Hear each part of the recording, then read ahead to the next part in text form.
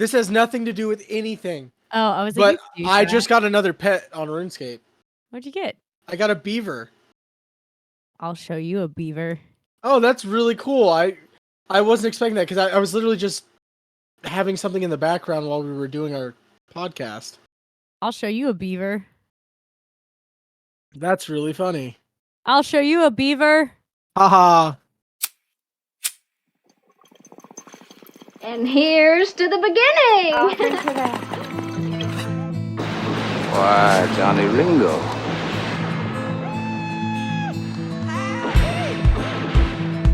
Hello, I'm Johnny Cash. I know exactly what I'm doing, and I can change it at any time. I'm your huckleberry. An outlaw loose and running came the whisper from each lip, and he's here to do some business with the big iron on his hip. Incoming the Rambling Podcast, with your hosts, Conway Stoney and Stoney Robbins.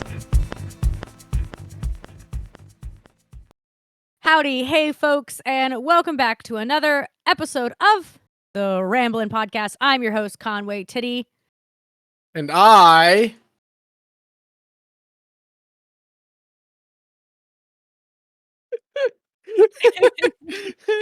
You were waiting. I'm 5. You were waiting for that, weren't you? I sure was. I just wanted to do that just because it was so much fun. I'm Stoney Robbins. And welcome back. We are on episode 29. We got a really interesting topic for you guys. We hope you enjoyed our really long episode last week. We wanted to give you guys something longer for the first episode back off of our summer break. Summer has started. I hope you guys are enjoying your time. What I thought whenever words are hard, my God, whenever we think of topics, sometimes we don't do them immediately. Sometimes we'll just think of something we want to talk about and we write it down. Oh, yeah. Like today's episode, for instance. Yeah, I have a notes app full of topics that you guys suggest, that I come up with, that Stoney comes up with. And whenever I plan out our schedule for usually when I plan out our podcast schedule, I plan out every episode we're going to do the entire month. So we kind of know what we're going to talk about and we don't repeat topics, you know? And I go through the list and I think about all of the stuff that we come up with before. And this has been on our list, I think, for a good while. And we've kind of wanted to do it. We just, we're waiting for the right time to do so. And I guess now is the time. We wanted to start our new series that we'll be doing throughout, the podcast. Probably an episode a month or maybe 2, probably one. It's not going to be, every single time. It probably won't be every single month, but this is a new series we will be doing. It's not going to be reoccurring in the sense of every week's going to be this, but it is our sexual deviants of history. I thought it was a really great topic. If you do not listen to Kinky History by Esme, she is a wonderful creator. She has a PhD. She is a doctor, has a doctorate, and a lot of degrees. Let's just put it that way.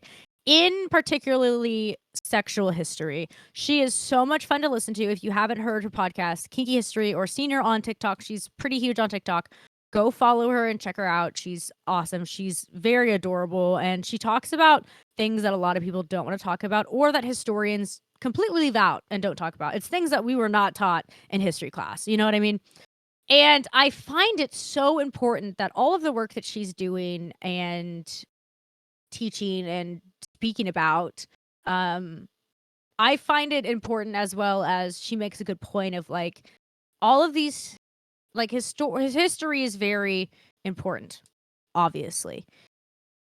But we always negate anything sexual. We talk about wars and the brutality of how history became to human society today, and a lot of majority leave out the integral parts of a lot of these really important people, or necessarily just facts about what was normal in society that maybe not be normal today, or something that we think is taboo today was considered normal back then. And that can go along with anything, fashion or foods. Even just what people watched and listened to in a sense of plays or actual movies, or we as a society grow and change so often. But there's nothing I want to say more funny or funnier, 'cause that's not a word, more funny than learning Funnier. learning that some of these people that are like put so high in society and history as we are taught as kids and grow older, and like they're just monumental people, turns out that they had the craziest sex lives. They had the craziest fetishes and just way that they went about doing that. And it seems like everyone leaves out that very integral part. And with this series, with our Sexual Deviants of History series, we will be giving you guys a fun little history lesson on certain people and kind of the things that, brought them many pleasures in life. And as a sex positive podcast too, I think it's fun. I think it's so fun to learn about people that are in such high respects and like, intellectual culture in a sense, and just finding out that they were the nastiest people in the behind closed doors in the bedrooms. You know what I mean? Yeah. And today's main character is gonna be Benjamin Franklin. Oh, Benny Frank. You guys are probably like, what? The guy who did the electricity and is on the $100 bill that I roll up to go skiing with? What? He's crazy. Yes. Benjamin Franklin was a crazy person in the bedroom and had a lot of really fun fetishes. And like I said, this will be a little series that we do with a bunch of other quite famous people. And you guys are going to be surprised if you don't know about this or you've never heard of it. Hi, welcome. We're about to dive right in. Welcome to another research episode, basically where we read lots of facts to you guys and tell you information. We basically teach you. So put on your learning caps and sit back, get ready to dive into the Sexual Deviants of History, Benjamin Franklin edition. As always, we do have sources. Obviously, because it is a research episode, we're not just going to be shitting out our asses here, guys. We want to make sure that the information we are giving you is factual as the best to our abilities. Like I said, if you do not follow or know of Esme from Kinky History, please go do so. She goes into like way more in depth about a lot more things than Stoney and I ever could even find. Like I said, she has a fucking PhD in this shit. But yeah, our sources today are Britannica. We have a wonderful article from Katya Kleiman, the History Daily, National Archives, and the National Gay History Project are a big part of our sources today. That is where we find our information out. So just so you know, we are citing sources. So, Stoney, what do you know about Benjamin Franklin? Do you know much? I know a little bit. I know some more in-depth things than the average person probably. Oh yeah? What's your favorite fun fact about old Benny Frank? Probably Hellfire Club. Yeah? I Yeah. think that's a pretty commonly known. Yeah, and the fact that like I mean, that besides dude kind of looked like a troglodyte, but did nothing but sleep with French prostitutes and I mean, take yeah. long summers in France just to eat and drink and sleep with a lot of women. Oh yeah? Oh yeah, he was a dog. He had that dog in him. Whoa, whoa, whoa. Okay. So Benjamin Franklin, a founding father, author, inventor, foreign diplomat, and sex fiend. Benjamin Franklin is one of the most respected figures in American history. Old Benny Frank, also called Ben Franklin, and his pseudonym was Richard Saunders. Saunders. Saunders is a U in it. Saunders was born January 17th of 1706 in Boston, Massachusetts. Massachusetts. He was an American printer and publisher, author, inventor, and scientist, and also, like I said, diplomat. Not just an American diplomat, but a foreign, international diplomat. One of the foremost of the founding fathers, Franklin helped draft the Declaration of Independence and was one of its signers. He represented the United States and France during the American Revolution and was a delegate to the Constitutional Convention. All of this stuff may sound familiar if you guys took like 8th grade history. He made important contributions to science, especially in the understanding of electricity, and is remembered for his wit, wisdom, and elegance of his writing. Franklin was born the 10th son of 17 children. 17? 17. 17 children That's a lot of kids. in the fucking 1700s. Yeah, that's like enough to run your entire family's business. Imagine being a woman and pushing out 17 children. Naturally, remember that natural birth. That's 17 like times. literally a kid every year, pretty much. She was That's always enough. That's enough kids. Like if you have them one after the next, to where that first one, by the time you've had that like 16th one, that child is already 18. That is breastfeeding for 17 years straight. That is having Oh no, like babies. 20 years straight. Think about That that. is Like 20 that years is straight. having babies for like at least 20 years straight. That Okay, is buggers. obnoxious. Jesus Christ, literally. Holy shit, 17 kids. That's insane. And where did he fall in that order? The 10th, 10th. So that's like being the middle child. That's technically. insane. Yeah. Out of 17 in 1700s. How do you? I'm more surprised that You think that that many some of of them them may have died, survived. But not, that's what I'm saying. We don't know that. But Oh, yeah. he was the 10th out of 17. So like some of them could have died, but like that's a lot of children even just to give birth to. Yeah, That's that really crazy. is. He learned to read very early and had 1 year in grammar school and another under a private teacher. But his formal education ended at age 10. Nice. So insane. Nice. At 12, he was an apprentice under his brother James, who was a printer between 1718 and 1723. Basically a mastery of printer's trade, which is also at this time too a pretty good job, because this is still in the early ages of printing, like the printing press and everything, right? Yeah, this is right before the first industrial revolution. Yes. So like the printing press was pretty new. I mean, like it had been around for a little bit, but 1700s, it's definitely like less than 100 years old. So Yeah. printing at mass was still pretty new. In the same period, he read tirelessly and taught himself to write effectively, all at the age of 12, mind you. In 1721, James Franklin founded a weekly newspaper, the New England Courant, to which readers were invited to contribute. Benjamin, now 16, read and perhaps set in type these contributions and decided that he could do as well himself. Advice to a friend on choosing a mistress is a letter by Benjamin Franklin dated June 25th, 1745, in which Franklin counsels a young man about channeling sexual urges. This was technically an advice column written for him by a wide variety of people. He took his job very seriously.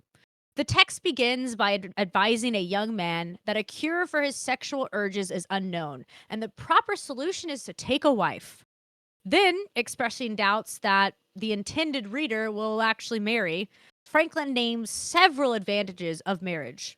As supplementary advice, in case the recipient rejects all previous arguments, Franklin lists 8 reasons why an older mistress is preferable to a young one.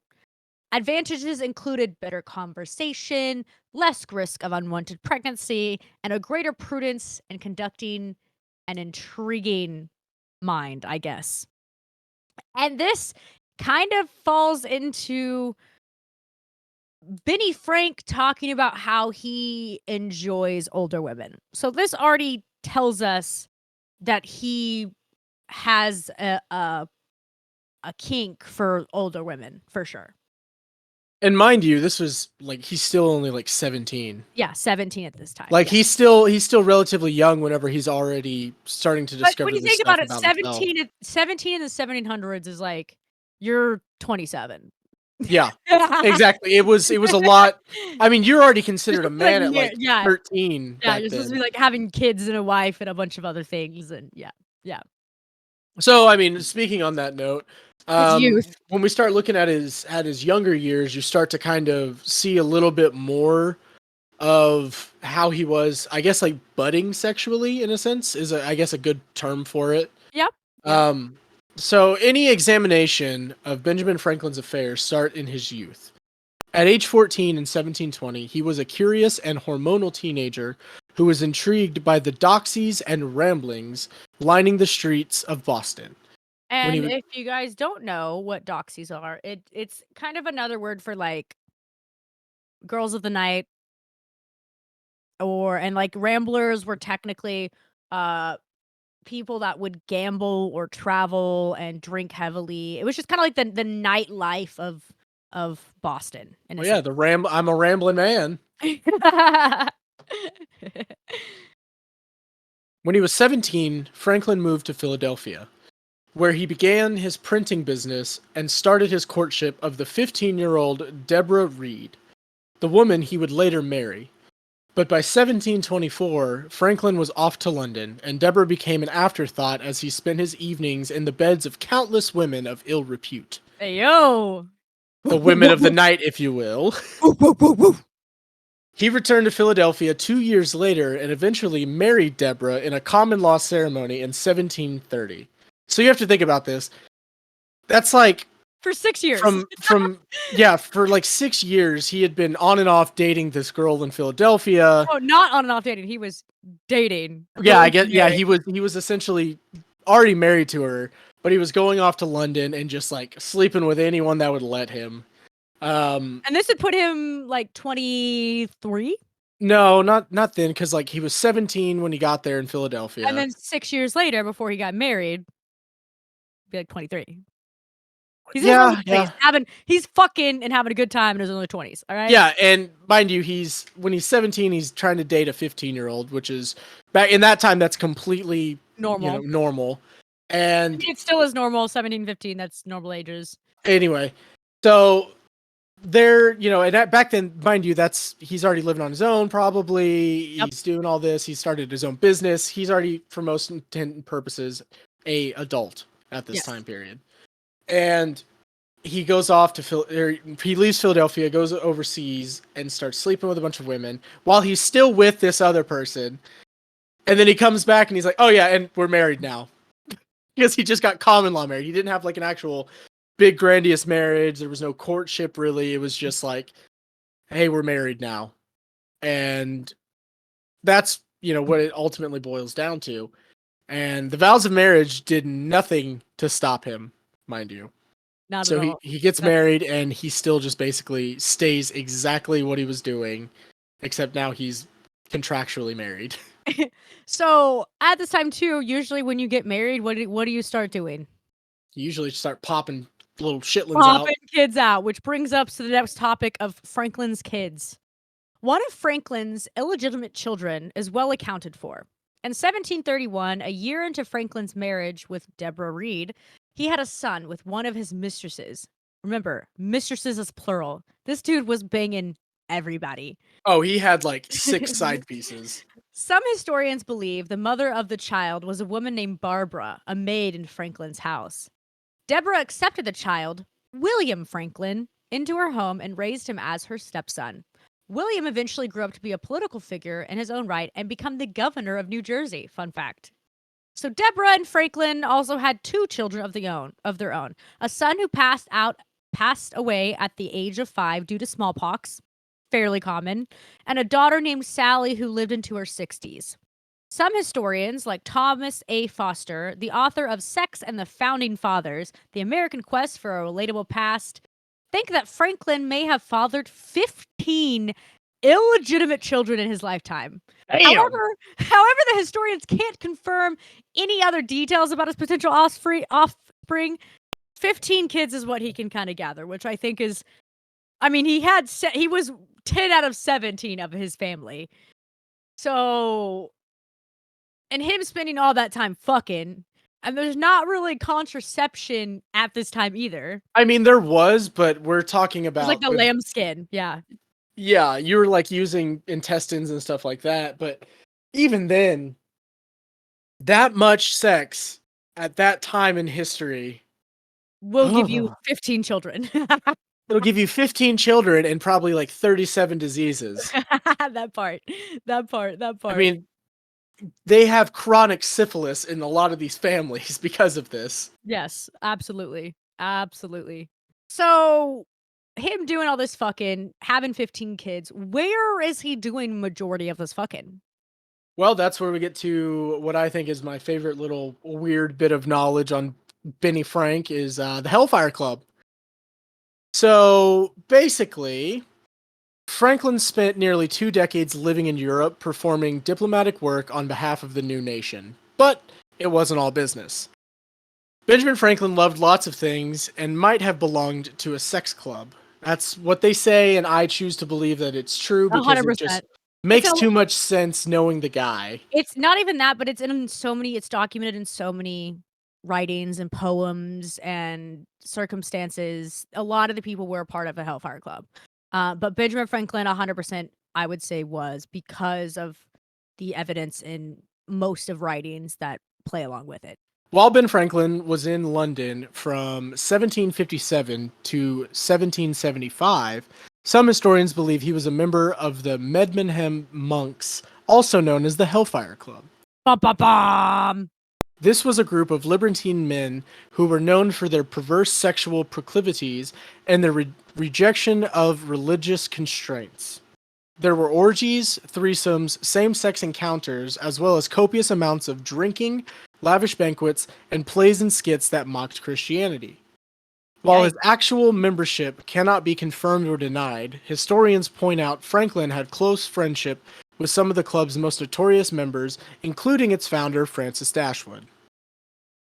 So you're telling me that somebody who loved sex was really into orgies. That was something that was also like really well known about Benjamin Franklin, is that he loved a good orgy. Oh yeah, he loved sex parties, and like that was Yeah. very much known throughout, I guess, the entire new country Threesomes and most were of also Europe. threesomes were also very particular with him. Orgies were very commonplace too. Yes, but threesomes were very well known with him, but he was known for a good orgy, which I think is hilarious. Yeah, considering what he looked like. Well, what, and not even that, but just like what he did, how high, U.S. history puts him on a standard. You know what I mean? Like all of the shit that he did as a giant diplomat to be like, yeah, I like a good orgy. Let's go fuck with Benny Frank. You know what I mean? Yeah. I heard he helped with electricity. Well, yeah, and it's funny because like we look at that nowadays versus what it was looked at back then. Like obviously some people were like, "Oh, that's perverse, blah blah blah," but we're talking about like royal families and stuff, like the royal courts. Like that was like very commonplace. We'll get into that, but I find it so hilarious that for someone who's very well known for fucking, very well known for like having or wanting to participate in orgies and just being, a sexual liberated person, him to also be like good friends with most people in the Hellfire Club, and then people be like, "Oh, he's not in that." Okay. Which the whole orgies and threesomes brings us to our next fun fact of it. It was even said that he also enjoyed the company of mother and daughter. In 1757, Franklin rented a room in London, or in technically like a London apartment building, because most of these brothels in London weren't just like a house. They were mainly like hundreds of rooms. Yeah. Which was also crazy. That's a whole nother topic for itself. But it was run by a widow named Margaret Stevenson, who lived with her 18-year-old daughter, Peggy. During his 15-year residency, he indulged in the charms of both mother and daughter, and even remained in contact with them after he moved back to the States. In his final years of life, Peggy moved to Philadelphia to take care of him. That's weird. Yeah, right? What a weird thing to do. He must have been really good at sex or had a big dick. One of the two. Or just knew how to eat that pussy. Pussy. Colonial cunnilingus just sounds gross. Woo! Franklin publicly promoted a life of upstanding morality and virtues, as seen in his Poor Richard's Almanac. In his autobiography, he described 13 virtues every decent man should live by, noting that men should rarely use venery, but for health or offspring, never to dullness, weakness, or the injury of your own or another's peace or reputation. Privately, he allegedly did no such thing. Okay. Yeah, just being a hypocrite. That makes sense. When Franklin first moved to London in 1724, he was a regular at the city's parlors. This was a habit that he kept up until much later years of his life. At night, he would always be seen in a pub with a company of women. Not a woman. Women. Women. Multiple women. Multiple women. As an intelligent, well-spoken, and written man, Franklin penned hundreds of love letters to his current and previous lovers, many of which have survived, giving historians a glimpse into the often dirty mind of the great American founding father. His letters contain reminiscence of past encounters, details of Franklin's plans for future encounters, and naughty poems and verses. God damn. He was about it. He was sexting before phones were even invented. Yeah. Benjamin Franklin wrote of pussy, ass, and even farting. He had a spectrum of fetishes. Oh my god. I had to. Yeah. That's why you wanted me to change the order. Yes. He wrote of farting. Yeah. He had a okay. Farts make you laugh. He had a spectrum of fetishes depending on the woman. Given his habit of frequent cat houses and writing dirty notes to young women, Franklin's sexual habits were likely more adventurous than his peers. Yo. In 1907, one of Franklin's biographers, Albert Henry Smith, ran with this notion while describing the founding father. It is no use blinking the fact that Franklin's animal instincts and passions were strong and rank, that they led him to the commission of deplorable errata in his life, and that the taint of an irredeemably vulgarity is upon much of this man, he wrote. So basically, not only were all of his peers well aware of it, even just by reading his biography and people that were also doing much research on Benjamin Franklin, like I said, in the early 1900s, knew that he was fucking. Oh yeah, he was clowning. That man clowned around and got down. So as Franklin grew older, his libido never stopped. It just kept going and going. He was hornier than ever. Old Ben Frank liked younger women too. So earlier we talked about how when he was younger, he appreciated the older women. Now that he's getting older, he's liking the younger women, which I would say is how most majority of men go that are, in their, as they grow older, I guess. In 1754, when he was 48, Franklin was smitten with a young lady named Catherine Ray, who was less than half his age. He was caught many times with women that were 20 years younger than him. He said that they were ripe and full of sweet juices. Oh my God. There was another incident in London in 1767 where Franklin's friend, Charles Wilson Peel, went to visit Franklin's apartment. He opened the door and saw the 61-year-old Franklin kissing and fondling a young girl in her 20s who was sitting on his lap. There was even a little quip about Franklin's taste for young women as he aged. Franklin, though plagued with fumbling age, needs nothing to excite him, but is too ready to engage when younger arms invite him. Basically just saying, like, he would basically, like, Homie tried to fuck everything. that, and he was like basically like coming before, they even got any further because he's just getting old. It was, a joke on it. Mm-hmm. Franklin was already 70 years old when he took a diplomatic post in Paris in 1776, where he was, by all accounts, the toast of the town. He soon embarked on several affairs with married society women. His image as a democratic folk genius from the wilderness of America preceded him, and he explored it brilliantly for the American cause. His face appeared everywhere on medallions, on snuff boxes, on candy boxes, in rings and statues and prints. Women even did their hair a la Franklin. He was slanging dick. Franklin played his role to perfection. He was even invited to the court of Versailles, which was the most formal and elaborate court in all of Europe at the time. The French aristocracy absolutely loved him. And gee, I wonder why, because everyone knows that the crazy sexual acts that go around in royal courts. So, like, duh. I couldn't imagine what he was doing in Versailles court. Right. Because they were crazy. I'm sure that might be a whole episode we do on sexual deviants of history, is like King Louis. Yeah, that could be The one who like built Versailles and how his fetishes were fucking crazy, and like that, like the French were also very more sexually liberated than most of America and everything. Like they didn't really follow. Yeah, they were very open with it. And also, like, remember, like Benny Frank was a Quaker, so like there wasn't this whole like Protestant Quaker super Christian aspects really much in French society at this time. So like it wasn't frowned upon to have orgies and threesomes and love farting and, you know, shit. So I couldn't imagine the fact that they welcomed him with open arms. He was like, "Who wants to fuck?" And they were like, "Yeah."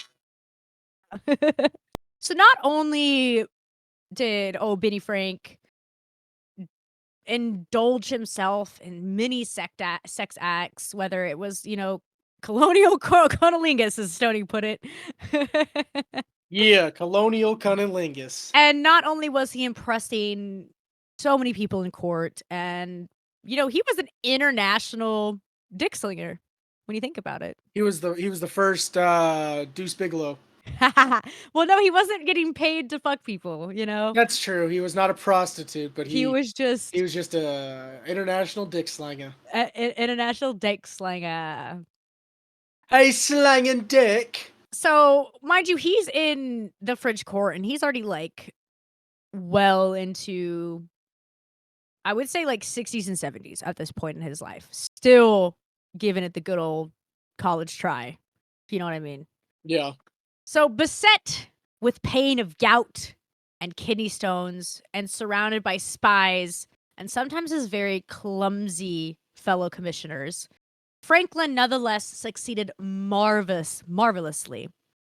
He first secured military and diplomatic alliances with France in 1778, and then played a crucial role in bringing about the final peace treaty with Britain in 1783, also known as Peace of Paris. No wonder the 8 years in France were the happiest of Franklin's life. He was doing what he yearned to do most, shaping events on a world stage, and also shaping pussies. Yeah. At this point, in 1784, he resumed work on his autobiography, writing the second part of it, which presumes the human control over one's life. He's, like I said, he's into his 60s and 70s at this point, well into his 70s. Yeah, he was in his 70s at this point. In 1890? 1784. 1890. 1890. Yeah. He would be that's 100. He'd be like 200. Yeah. Franklin was also known as the great communicator among the major players in the colonial era.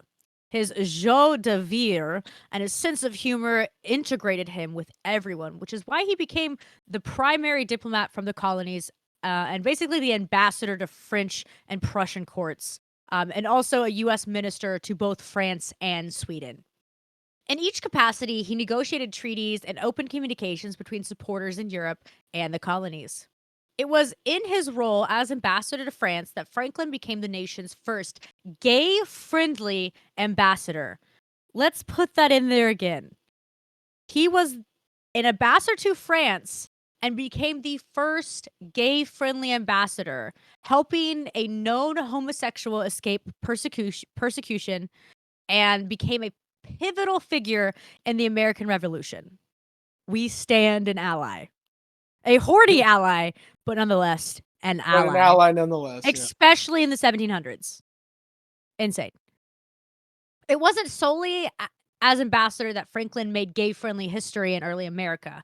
In his role as America's printer extraordinaire, Franklin had been responsible for facilitating and printing of the first male same-sex love story in North America.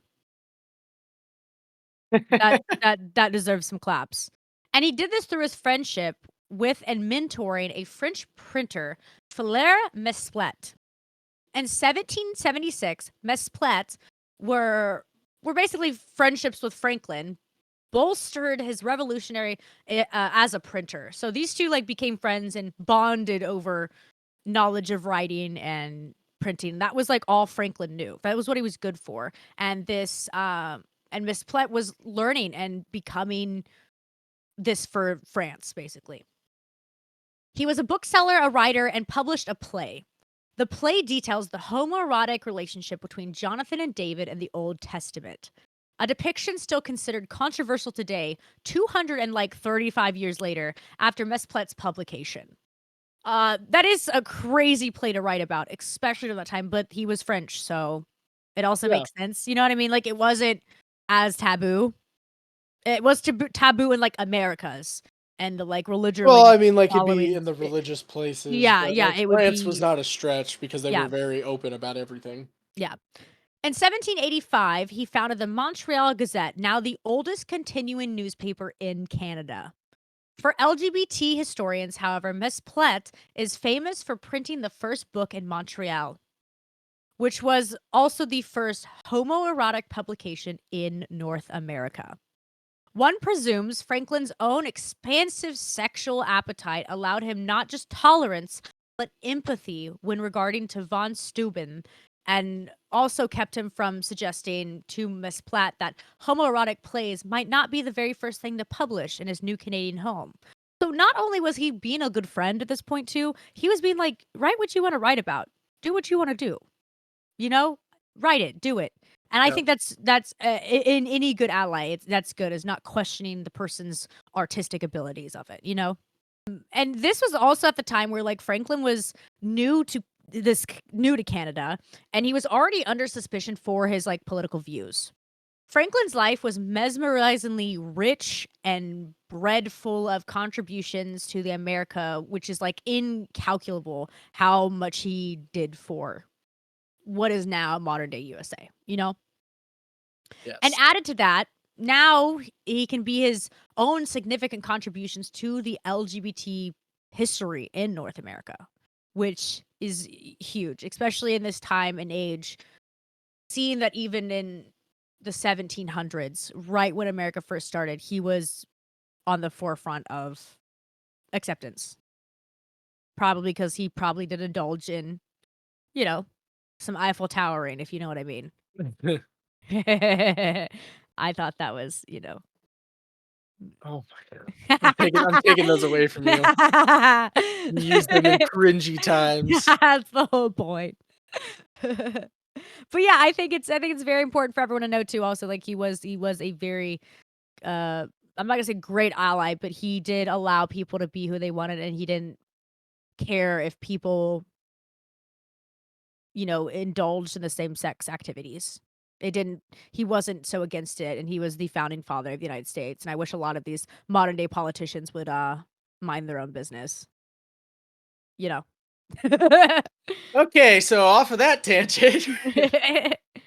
In 1785, Franklin reluctantly had to come to America. In 1785, Franklin reluctantly had to come to America to die, even though all of his friends were in France. Although he feared he would be a stranger in his own country, he now knew that his destiny was linked to America. In 1790, as his last days approached, I'm sure Franklin was still pleasing women and fulfilling his every desire. Benjamin Franklin died on April 17th, 1790, when he was 84 years old. And still fucking. Yeah, just think about that. 84 in the 1700s. That dude outlived so many people. I was like, that's a really long life, to be honest. Especially with the life that he did live. Fucking all the time, yeah. Drinking, eating, like, he was, like, Yep. I think there's a lot of things that are like, yeah, he was a glutton. He definitely loved to eat. He loved to Yeah, drink, and to he party. loved snuff, and snuff was notorious Yep. for killing Yeah, that people. gives you cancer. Yeah, it's crazy how he survived that long. Yep. Especially, like I said, with not catching like I said, not catching any STDs that could kill him.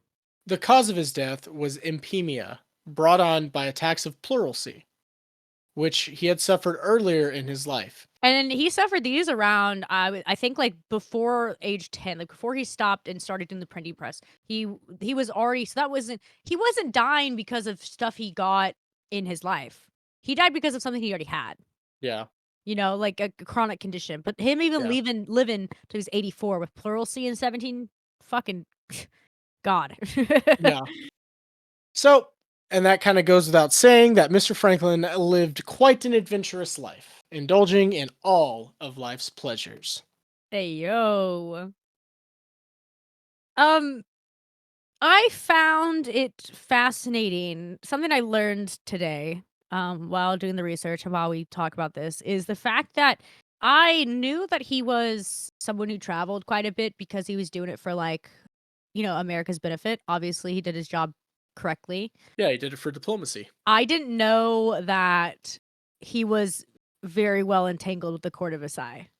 Yeah, he was entangled with every court in it throughout Europe, Yes, but I except for also like find that England. I also find that the most fascinating because, like I said, Yeah. they were the it crowd, Yeah, and they that's also why did all part the it's crazy shit. Like the it's relationship cool. that he had in France fostered a relationship throughout the actual colonies, and is also one of the reason why the French helped us win the Revolutionary War. Yeah, and I guess we could thank old Benny Frank and his dick for Yeah, getting America where it played a is big today. role in that alliance that was formed, and it's You kind of know? crazy to think about that same person and also is the dude who likes fart porn. Yeah, just round of applause, everybody, for Benny Frank's Sexual contribution proclivities. contribution to America's by fucking one MILF and daughter at a time.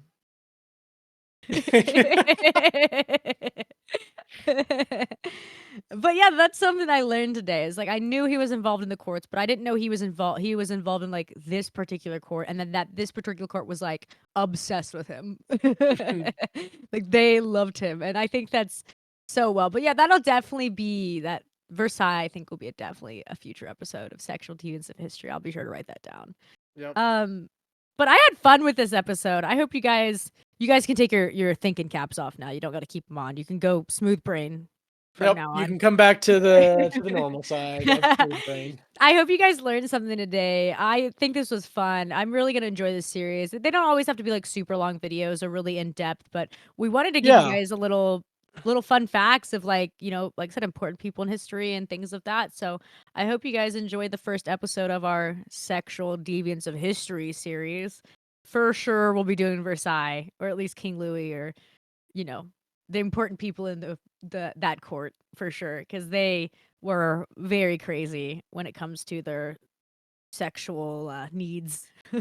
These research ones are also some of my favorite podcasts we record because we get Mhm. to actually expound on some in-depth topics sometimes. You are a history nerd, so this Yeah. is why we also do research topics, because Stoney is such a history nerd that he loves reading about it, learning about it, but also adding your own touch to it too. Your Yep. own little sprinkles of extra knowledge that I didn't include, or I knew you would talk about, so I made sure not to, Right. Yeah, I get you. But yeah, I enjoy them. I enjoy, like I said, I take the time to write out scripts for us and, make sure all the facts are somewhat correct in a sense of where we get our information from. So yeah, I enjoy the research topics. What would you like this week's secret passcode to be, Stoney? I don't know. What is Benny Frank on? Was on the 100, which I don't know if there's 100. I was gonna say use Nope. the key for the electricity. Ooh, the key? That's a good Yeah. one. That's a good one. Drop down the key emoji if you are listening in the comments, or send it to us privately if you're not a public person. That's fine too. It lets us know that you've listened all the way through. And in the future, when we drop our merch, it'll be the secret codes. Kind of like a little scavenger hunt in a sense to get some discounts for things. But yeah, I had fun in this episode. I hope you guys enjoyed another episode of the Ramblin' Podcast. Thank you so much for listening. Stoney, where can we find you? The good people can find me everywhere at Stoney Robbins or Stoney Robbins _. Feel free to find me. What about you, Conwith? You guys can find me at the ye old house of. No, I'm just kidding. Stop it.